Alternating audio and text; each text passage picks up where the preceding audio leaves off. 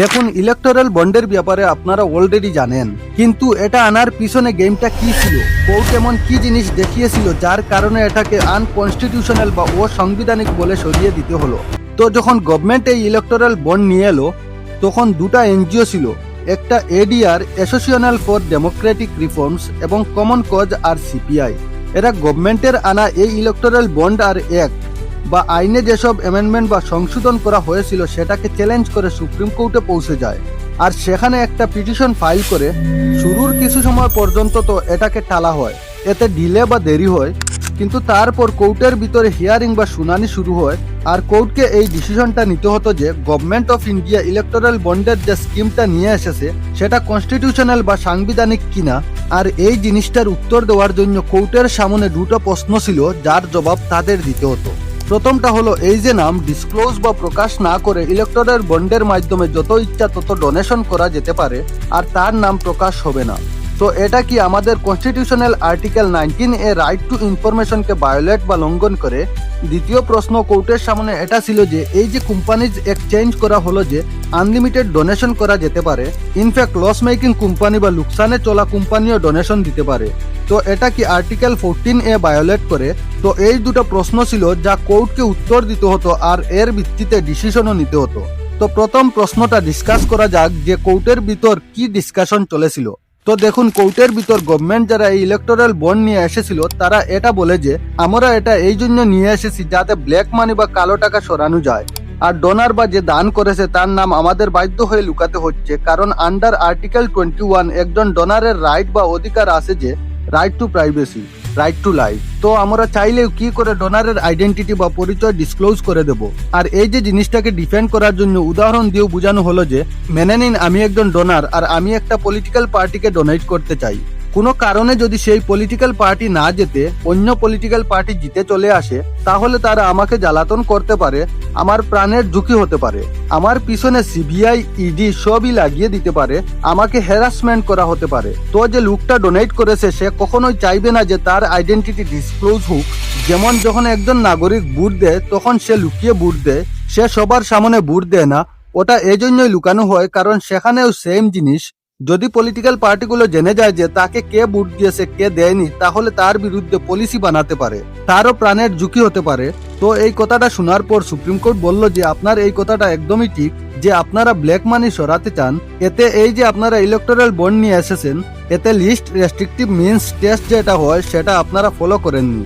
তো এখন এই লিস্ট রেস্ট্রিকটিভ মিনস টেস্টটি কি? তো দেখুন, মেনে নিন কোনো লোক একটা বিড় বাট্টাওয়ালা রুমে আছে, সেখানে একটা সাপ বেরিয়ে গেল, আর মেনে নিন ওই লোকটার কাছে লাঠি, বন্দুক, হাত বোমা, নিউক্লিয়ার ওয়েপন বা পারমাণবিক অস্ত্র সবকিছুই অ্যাভেলেবল আছে। জাস্ট ইমাজিন করার জন্য আপনি এটা মেনে নিন। তো ওই সাপটাকে মারার জন্য ওই লোকটার দায়িত্ব হচ্ছে যে প্রথমে সে ওই জিনিসটা ব্যবহার করুক যাতে অন্য কারোর ক্ষতি না হয়, যেমন লাঠি দিয়ে সাপটাকে মেরে দেওয়া হোক। এখন ওই সাপটাকে মারার জন্য সে যদি গুলি আর হাত বোমা ছুড়তে থাকে তাহলে সেটা ঠিক নয়, তাতে আরো লোকের ক্ষতি হতে পারে। তো তাকে লিস্ট রেস্ট্রিকটিভ মিনস বা সব থেকে কম ক্ষতিকারক উপায় যেটা আছে সেটা ব্যবহার করা উচিত। সেম জিনিস ইলেকটোরাল বন্ডের কেসেও আপনাদের ব্ল্যাক মানি আটকানোর ছিল, তো আপনারা আরটিআই এর আর্টিকেল 19 কে ভায়োলেট না করেও আটকাতে পারতেন। যেমন ইলেকটোরাল ট্রাস্ট আছে সেটা ব্যবহার করা যেত, আপনারা কেস নিতেনই না, ইউপিআই বা চেকের মাধ্যমে আপনারা ডোনেশন নিতে পারতেন, আরো অনেক উপায় ছিল যা ব্যবহার করা যেত। তো এই ব্যাপারে এটা মানা হলো যে লিস্ট রেস্ট্রিকটিভ মিনস টেস্ট যেটা আছে সেটা ফেল করে গেছে, আরো অনেক উপায় ছিল, আর সেজন্যই বলা হলো যে আরটিআই এর আর্টিকেল 19 কে ভায়োলেট করা হয়েছে। এই যে পয়েন্টটা ছিল এটা আনকনস্টিটিউশনাল। দ্বিতীয় জিনিস, কোর্ট বলল যে যদি একজন ডোনার থাকে, সে যদি সততার সাথে পলিটিক্যাল পার্টিকে ডোনেট করেছে, একদম তার কাছে রাইট টু প্রাইভেসি আছে, তার ডিটেলস গোপন থাকা উচিত, কিন্তু আমাদের এটা দেখতে হবে যে ওই ডোনার কি সত্যিই সততার সাথে পলিটিক্যাল পার্টিকে সাপোর্ট করার জন্য টাকা দিচ্ছে, নাকি নিজের কাজ হাসিল করার জন্য বা লাইসেন্স পাওয়ার জন্য বা অন্য কোনো ডিল করার জন্য কুইড প্রো কুর ব্যবহার করেছে আর তাই টাকা দিচ্ছে। যদি সততার সাথে ডোনেশন দিচ্ছে নিজের ফেভারিট পার্টিকে সাপোর্ট করার জন্য, তাহলে আমাদের কনস্টিটিউশন একদম তার প্রাইভেসিকে প্রোটেক্ট করবে আর জানতে দেবে না যে সে কাকে ডোনেট করেছে। কিন্তু কোনো লোক যদি এমন করে যে সে ডোনেশন এই জন্যই দিচ্ছে যাতে তার কোনো কাজ হাসিল হয়ে যায়, সে লাইসেন্স পেয়ে যায়, সে অন্য কোনো বেনিফিট বা সুবিধা পেয়ে যায়, তো সেই কেসে আমাদের কনস্টিটিউশন কনস্টিটিউশন তার প্রাইভেসি প্রোটেক্ট করতে পারে না। আর এমন আমরা মানতে পারি যে যদি কেউ 20,000 ডোনেশন দিচ্ছে বা তার কম ডোনেশন দিচ্ছে তাহলে সে নিজের পলিটিক্যাল পার্টিকে সাপোর্ট করার জন্যই দিচ্ছে হয়তো, কিন্তু সমস্যা সেখানে আসে যেখানে লস মেকিং কোম্পানি হাজার হাজার কোটি টাকা দিচ্ছে, তো সেই কেসে তাদের ইন্টেনশন বা উদ্দেশ্যের উপর ডাউট বা সন্দেহ হয়, সেখানে তার প্রাইভেসির কথা আসতে পারে না, তখন এটা পাবলিক ইন্টারেস্টের আন্ডারে চলে আসে। আর সেই কেসে আপনাদের জানতে হবে যে ওই ডোনার যে এত এত কোটি টাকা দিচ্ছে, সেই কেসে আপনাদের বলতে হবে যে সে কে, তার ডিটেলস আপনাদের দিতে হবে, যাতে এই যে একে অপরের সুবিধা করে দেওয়ার জন্য ডোনেশনের যে গেম চলেছে সেই সিস্টেমটা শেষ হয়। আর দ্বিতীয় জিনিস এই যে কোম্পানিজ অ্যাক্টকে চেঞ্জ করে আনলিমিটেড করে দেওয়া হয়েছিল, যে যত খুশি ডোনেশন করতে পারো, এটাকেও কোর্ট আনকনস্টিটিউশনাল বলে সরিয়ে দেয় আর বলে যে এই জিনিসটা ফ্রি অ্যান্ড ফেয়ার ইলেকশনকে ভায়োলেট করে। আর এই যে পুরো ইলেকটোরাল বন্ডের যে পুরো রিফর্মটা এসেছিল, এটাকে 15 ফেব্রুয়ারি 2024 আনকনস্টিটিউশনাল বলে সুপ্রিম কোর্ট সরিয়ে দেয়। আর এর সাথে সাথে এই যে income tax act, representation of people act, companies act, এইসব যে অ্যামেন্ড করা হয়েছিল এগুলোকেও সরিয়ে দেওয়া হলো। আর তারপর কোর্ট এসবিআই কে ডাইরেকশন দিল যে এই যে ইলেকটোরাল বন্ডের সেল আপনারা করেছেন এটাকে এক্ষুনি থামিয়ে দিন। আর ইলেকশন কমিশনকে বলল যে কোন কোম্পানি কাকে ডোনেশন দিয়েছে এইসব ডিটেলস আপনারা পাবলিককে ডিসপ্লে করুন আর দেখান। আর যদি কোনো পলিটিক্যাল পার্টির কাছে বন্টন বেঁচে থাকে যা কেস করানো হয়নি, তো সেটা আপনারা এক্ষুনি ফেরত দিয়ে দিন। আর তারপর 21শে মার্চ পর্যন্ত এইসব ডিটেলস আপনাদের সামনে এসেই গিয়েছিল, কারণ পাবলিক হয়ে গিয়েছিল। আর এইসব ডিটেলস আপনারা দেখেও নিয়ে থাকবেন। কিন্তু এই যে সব ডিটেলস এসেছিল, যে ডেটা এসেছিল, যেমন আমরা গ্যাস বা অনুমান করেছিলাম যে রুলিং পার্টি ছিল তারা সব থেকে বেশি ডোনেশন পেয়েছিল। কোন পার্টি কত পেয়েছিল সেটা এই চার্টে আপনারা দেখে নেবেন। 92.30% যে ইলেকটোরাল বন্ড ছিল সেটা 1 কোটি ডিনোমিনেশনে কেনা হয়েছিল, মানে আম আদমির বদলে এই যে কর্পোরেট ডোনাররা ছিল তারাই ডোনেশন দিচ্ছিল। আর এই যে ডিটেলস এসেছিল এদের পার্টনারকেও যদি আপনারা অ্যানালাইজ করেন তো কিছু জিনিস খুবই ইন্টারেস্টিং সামনে এসেছে। যেমন এতে 21টা এমন কোম্পানিজ পাওয়া গেছে যারা এখন বন্ড কিনেছে যখন তাদের উপর সেন্ট্রাল এজেন্সি সিবিআই ইডি এরা রেড মেরেছে।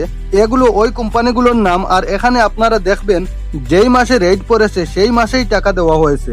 যেমন এটা দেখুন ফিউচার গেমিং, এপ্রিলের ফার্স্ট উইকে রেড পড়লো, সেম উইক 7 এপ্রিলে ডোনেশন দেওয়া হলো। এই কোম্পানির যেটা প্রফিট ছিল সেটা 215 কোটি ছিল, আর এই কোম্পানি ডোনেশন 1300 কোটিরও বেশি দিয়েছে।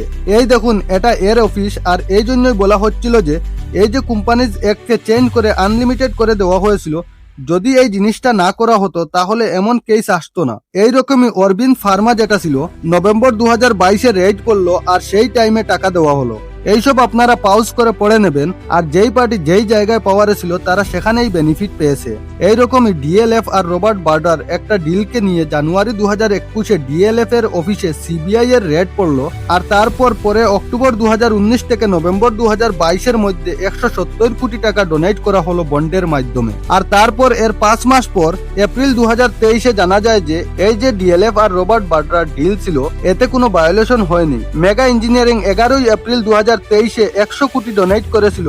আর তারপরের মাসেই 14,400 কোটি টাকার টানেল প্রজেক্ট পেয়ে গেল এরা। এটা ওই কোম্পানিগুলোর লিস্ট যারা তাদের প্রফিটের থেকেও বেশি ডোনেট করে দিয়েছে। একটা কোম্পানি কি কারণে কোন যুক্তিতে নিজের প্রফিটের 100% ডোনেট করবে? আমার 1 টাকা লাভ হলো আর আমি 100 কোটি ডোনেট করব, একটা কোম্পানি কেন এমন করবে? এরকমই কোভিডের টাইমে আপনাদের মনে থাকবে রেমডেসিভির মতো ড্রাগস এসেছিল, তো ওই টাইমে 7টা কোম্পানি এমন ছিল যারা কোয়ালিটি চেক ফেল করে গিয়েছিল। এটা ওই 7টা কোম্পানির নাম। যেমন হেট্রো ল্যাব ছিল, জুলাই 2021 আসতে আসতে একে 6টা নোটিশ পাঠানো হয়েছিল Maharashtra food and drugs administration তরফ থেকে, কারণ এরা যে রেমডেসিভির বানাচ্ছিল এদের স্যাম্পুলে ইয়েলো কালার আসছিল, যেটা একদম ক্লিয়ার বা পরিষ্কার হওয়া উচিত ছিল। তাই এই স্যাম্পল কোয়ালিটিতে ফেল করে গিয়েছিল। Om Prakash Sadwani former joint commissioner of drugs বলেছিলেন যে এদের লাইসেন্স সাসপেন্ড হয়ে যাওয়া উচিত ছিল। কিন্তু হলো কি, জুলাই 2021-এ নোটিশ গেল ওই কোম্পানিকে, আর এপ্রিল 2022-এ 40 কোটি টাকা এরা ডোনেট করলো, আর তারপর এরা বেঁচে গেল। এমন বাকি যে কোম্পানিগুলো ছিল যাদের ড্রাগস কোয়ালিটি চেক করে ফেল করে গিয়েছিল তাদের নোটিশ গেল, তারপর তারা বন্ড কেনে, তারপর আবার তারা বেঁচে যায়। আর এখনো পর্যন্ত তাদের কেস পেন্ডিং চলেছে। ডোনারদের যে লিস্ট এসেছিল তাতে যে টপ 50টা কোম্পানি ছিল যাদের সব থেকে বেশি ডোনেশন দিয়েছিল, সেটা আপনারা দেখবেন তাদের ওয়ার্কিং অপারেশন যেটা ছিল সেটা কোথাও না কোথাও সরকারি গ্রান্টস আর কন্ট্রাক্টের উপর ডিপেন্ড বা নির্ভরশীল ছিল।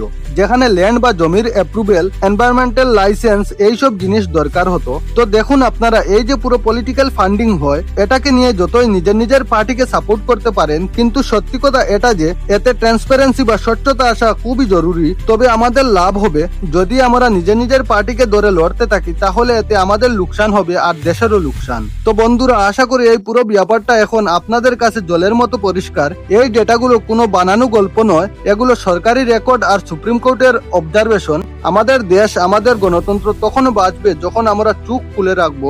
এই ভিডিওটা আপনার ফ্যামিলি, ফ্রেন্ডস আর হোয়াটসঅ্যাপ গ্রুপে অবশ্যই শেয়ার করুন, যাতে সবাই জানতে পারে যে পর্দার পিছনে আসলে কি খেলা চলছে। কারণ মনে রাখবেন, প্রশ্ন করাটাই দেশপ্রেম।